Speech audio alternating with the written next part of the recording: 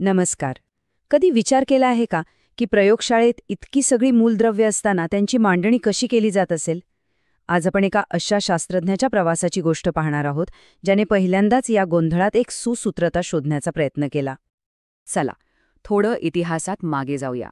साधारण 1800 सालामध्ये. तेव्हा रसायनशास्त्राचं जग खूपच लहान होतं. शास्त्रज्ञांना फक्त 30 मूलद्रव्य माहिती होती. म्हणजे त्यांचा अभ्यास करणं, त्यांची माहिती लक्षात ठेवणं, हे सगळं तसं सोपं होतं. आणि आता बघा, ही संख्या 30 वरून थेट 118 वर पोचली आहे. जसजसा काळ पुढे गेला तसतशी नवनवीन मूलद्रव्य सापडत गेली आणि शास्त्रज्ञांसमोर एक मोठं आव्हान उभं राहिलं. त्या काळात शास्त्रज्ञांना हाच तर प्रश्न पडला होता. एवढ्या सगळ्या माहितीला एकत्र कसं ठेवायचं? काहीतरी पॅटर्न तर नक्कीच असणार या मूलद्रव्यांमध्ये, पण तो शोधायचा कसा? सुरुवातीला काही सोपे प्रयत्न झाले. म्हणजे मूलद्रव्यांना धातू आणि अधातू अशा गटांमध्ये विभागलं गेलं. पण जशी नवीन मूलद्रव्य सापडू लागली तसं हे वर्गीकरण अपुरं वाटू लागलं. आता गरज होती एका जास्त ठोस आणि तर्कशुद्ध पद्धतीची. आणि मग उजाडलं 1817 साल. योहान डोबेरायनर नावाच्या एका जर्मन शास्त्रज्ञाने एक असा विचार मांडला ज्याने मूलद्रव्यांच्या वर्गीकरणाला एक नवी दिशाच दिली. खरं तर हा विज्ञानाच्या इतिहासातला एक खूप महत्त्वाचा क्षण होता. डोबेरायनर यांनी त्रिके ही संकल्पना समोर आणली. त्यांनी पहिल्यांदाच सांगितलं की मूलद्रव्यांचे रासायनिक गुणधर्म आणि त्यांचं अणुवस्तुमान म्हणजे त्यांचं वजन यांच्यात काहीतरी संबंध असू शकतो. त्या काळात ही कल्पनाच खूप मोठी आणि क्रांतिकारी होती. तर ही त्रिके म्हणजे नेमकं काय?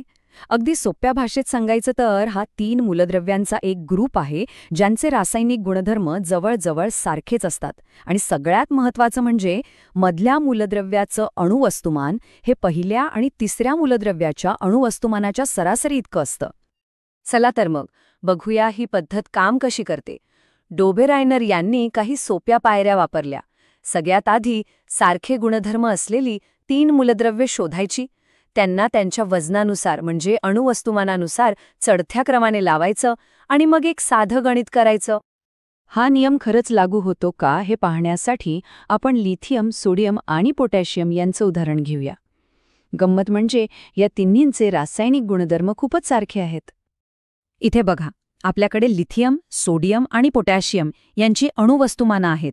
आता डोबेरायनरच्या नियमाप्रमाणे काय व्हायला हवं तर मधलं मूलद्रव्य म्हणजे सोडियम याचं अणुवस्तुमान लिथियम आणि पोटॅशियमच्या सरासरी इतकं असायला हवं.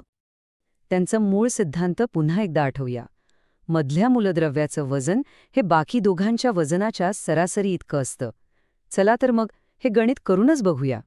बरं, आपण लिथियमचं अणुवस्तुमान म्हणजे 6.9 आणि पोटॅशियमचं अणुवस्तुमान म्हणजे 39.1 यांची बेरीज करू आणि त्याला 2 ने भागूया. काय वाटतं उत्तर काय येईल? आणि हे बघा, उत्तर आले 23.0, जे सोडियमच्या अणुवस्तुमानाशी अगदी तंतोतंत जुळते.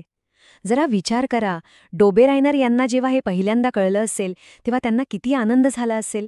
त्यांना मूलद्रव्यांच्या जगात एक लपलेली गणिती सुसूत्रता सापडली होती. आणि गंमत म्हणजे हा काही योगायोग नव्हता.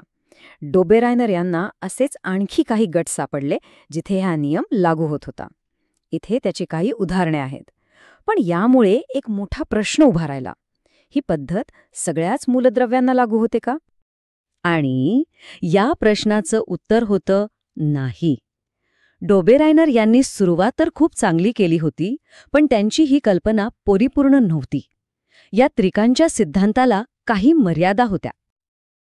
म्हणजे बघा, या सिद्धांताची चांगली बाजू ही होती की अणुवस्तुमान आणि गुणधर्म यांना पहिल्यांदाच जोडलं गेलं.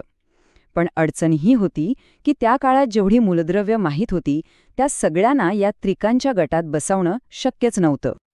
आणि हीच होती या सिद्धांताची सगळ्यात मोठी मर्यादा. काही मूलद्रव्य त्रिकांमध्ये व्यवस्थित बसत होती, पण बरीचशी मूलद्रव्य या नियमाच्या बाहेरच राहत होती. त्यामुळे शास्त्रज्ञांना आता एका अधिक व्यापक नियमाचा शोध घेणं भाग होतं. मग आता प्रश्न असा येतो की डोबेरायनर यांचं काम अयशस्वी ठरलं का? त्यांचा नियम अपूर्ण होता? म्हणजे त्याचं काहीच महत्त्व नव्हतं का? अजिबात नाही.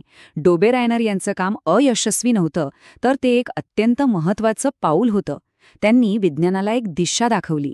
त्यांनीच तर सुचवलं की मूलद्रव्यांच्या वर्गीकरणाचा आधार त्यांचं अणुवस्तुमान असू शकतं आणि ह्याच पायावर पुढे जाऊन शास्त्रज्ञांनी प्रगती केली. त्यांच्यामुळेच तर मूलद्रव्यांच्या गुणधर्मांमध्ये एक गणितीय सुसूत्रता असू शकते हे पहिल्यांदा लक्षात आलं. हो, डोबेरायनर यांचा प्रयत्न अपूर्ण होता हे खरंय, पण त्यांच्या याच शोधाने भविष्यातल्या अनेक शोधांना प्रेरणा दिली. त्यांनी शास्त्रज्ञांना विचार करायला भाग पाडलं की जर 3 मूलद्रव्यांमध्ये असा संबंध असू शकतो तर मग कदाचित सगळ्याच मूलद्रव्यांमध्ये एक मोठी सुसंगत रचना लपलेली असेल का? आणि याच प्रश्नाच्या उत्तराच्या शोधातून आधुनिक आवर्तसारणीचा जन्म